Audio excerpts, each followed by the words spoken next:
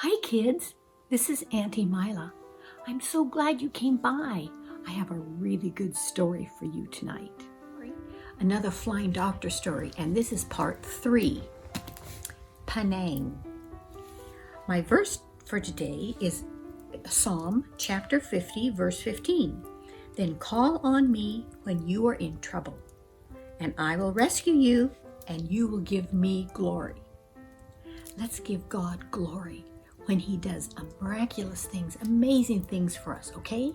Let's always do that. Penang. Have you heard of Penang? It's an island, and it's beautiful there. Well, Dr. Brewski and Mrs. Brewski, Emily, his wife, had an invitation. Will you please come to the hospital in Penang? Because sometimes we have a doctor and sometimes we don't. And it's a 50-bed hospital. We really need a doctor. Will you please come? And Dr. Brewski thought, yes, I think we'd like to go. And so they packed up their suitcases and packed up their belongings and shipped their stuff and packed their suitcases. And by this time they had 3 kids, little Kent, little Kathy, and little Carola. They packed them up and said, we're going on an adventure for Jesus. And they got on the plane and they flew across the Pacific. They landed in Hawaii, spent a couple days there, and then they took off and flew a couple more places and finally landed in Penang. And so back then it was Penang, Malaya. Now it's Penang, Malaysia.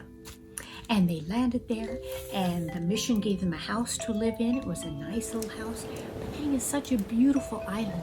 Beautiful sandy beaches with coconut palms hanging over the ocean. It's tropical, and it's just beautiful green. They had sun bears and tigers and pythons and cobras and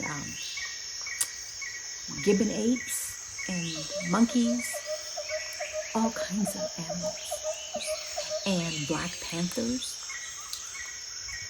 And so Dr. Brewski started work right away, and because they really needed a doctor. When he came, there was no doctors there, and he was so busy. He would see so many patients every day, and then he would do surgery. He delivered babies. He did C-sections. He took care of so many sick people. He was so busy. And then on the weekends, he would conduct the choir, and he would conduct an orchestra at church. He got that together, and he had so many friends. People really liked him because he was really sociable. And he had 3 kids that he had to take care of too, and a wife. He was as busy as could be. And Emily was very busy too, because remember, she had 3 children now, and that's a busy job.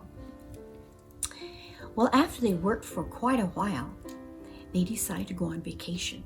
And someone told them about some little cabins way up in the mountains in Malaysia. They thought, oh, that sounds really nice, just to get away from the city and get away from work and patients and just relax for a while. Vacations are fun, aren't they? And they said, sounds like a perfect place. So they packed up their little bags and went on vacation. And there was a Jeep at the bottom of the mountain that would take them up this little road way up to the top, and there were little cabins up there in the jungle. And they said, this is your cabin. They said, okay. So that was their cabin, a little living room, kitchen, a couple little bedrooms, and that was their vacation cabin. So they had a really nice time there.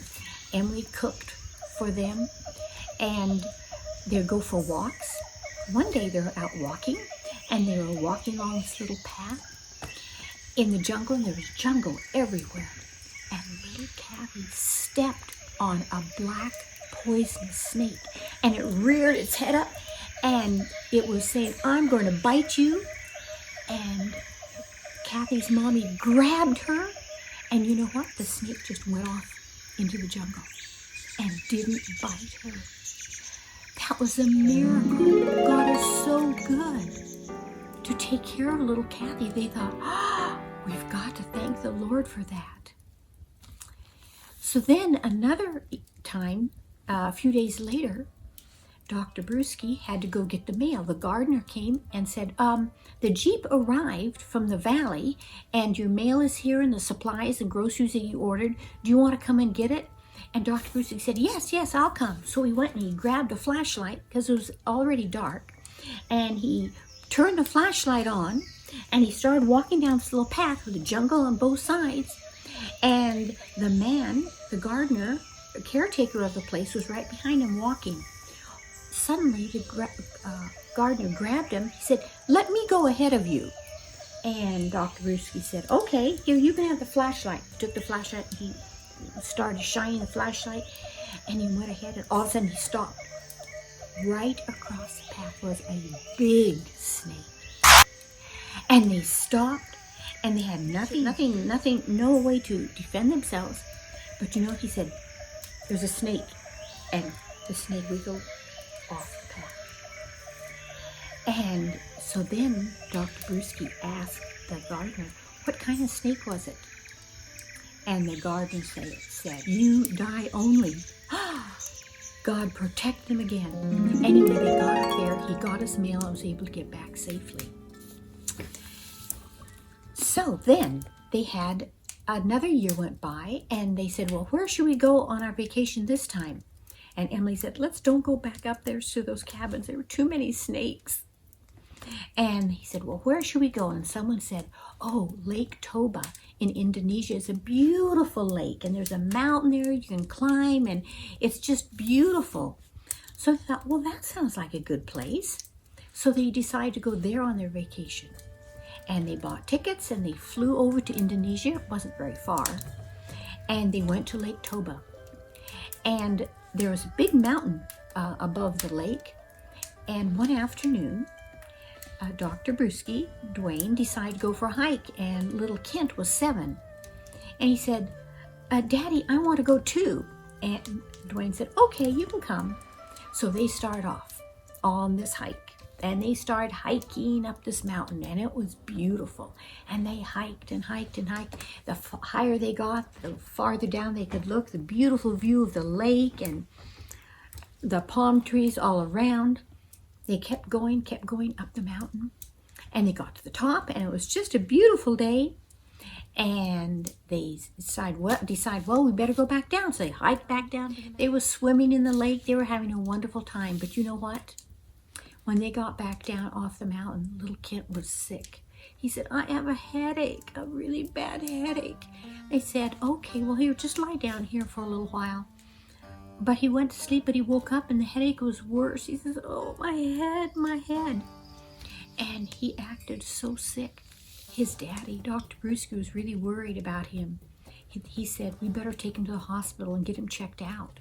So they took him to the hospital, and the doctor there checked him all out, and you know what? He had encephalitis and meningitis. Meningitis is a really bad disease. You can die from it. And then the doctor they put little Kent in the hospital, and they took Dr. and Mrs. Bruschi around and showed them all the other patients. Now, this patient has it, and I don't think he's going to live, and this patient, I don't think he's going to live, and we've had people die from it. It's a little mosquito that bites you and gives you a terrible, terrible disease, meningitis. It's really a bad disease. And little Kent was so hot, and he was in so much pain. They had to do spinal taps on him. That means go into the spinal cord and get some fluid and test it. And he was so sick, he couldn't eat. He was just really sick, and they were so worried. They thought, oh dear, we don't want our little son to die. And so they prayed. You know what? That's what you do, isn't it? When you have a problem, you go straight to the Lord. That's what I do. I go straight to the Lord. And they went to the Lord and said, Jesus, please heal little Kent, please.